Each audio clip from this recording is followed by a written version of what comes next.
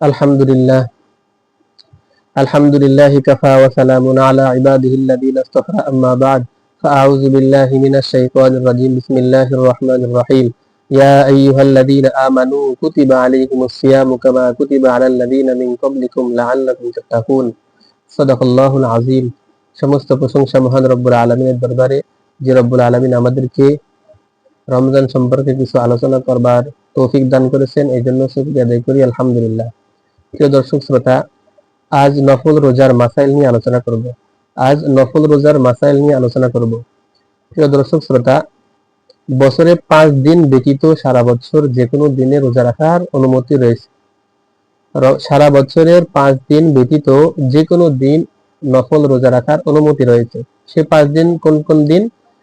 রমজানের রোজার ঈদের দিন, ঈদুল ফিতরের দিন, ঈদুল আজহা এবং ঈদুল আজহার পরের 3 দিন, 2 ঈদের দিন এবং কোরবানির ঈদের পরের 3 দিন, তথা মোট 5 দিন। এই 5 দিন ব্যতীত সারা বছরের যে কোনো দিন নফল রোজা আদায় করতে পারবে। প্রত্যেক মাসের 13, 14, 15 তারিখে যে রোজা রাখবে, আল্লাহ রাব্বুল আলামিন তাকে সারা বছর রোজা রাখার সওয়াব দান করবেন। এই 3 দিন রোজা রাখলে সারা বছর রোজা রাখার সওয়াব পাওয়া যায়। এই 3 দিনকে আইয়ামে বীজ বলা হয়। নবী সাল্লাল্লাহু আলাইহি ওয়াসাল্লাম সোমবার এবং বৃহস্পতিবারের দিন নফল রোজা রাখতেন। এই দিনে রোজা রাখলেও অনেক ফজিলত রয়েছে, সওয়াব রয়েছে। নফল রোজার ক্ষেত্রে দ্বিপ্রহরের 1 ঘন্টা পূর্ব পর্যন্ত নিয়ত করার অনুমতি রয়েছে। নফল রোজার ক্ষেত্রে দ্বিপ্রহরের 1 ঘন্টার পূর্ব পর্যন্ত নিয়ত করার অনুমতি রয়েছে। নফল রোজা শুরু করলে তা আদায় করা ওয়াজিব হয়ে যায়। এই জন্য কোনো ব্যক্তি নফল রোজা শুরু করার পরে ভেঙে ফেললে তা পরে কাজা করে নিতে হয়। স্বামীর বাড়িতে থাকা অবস্থায় স্ত্রী নফল রোজা রাখতে চাইলে স্বামীর অনুমতি নিয়ে রোজা রাখতে হবে।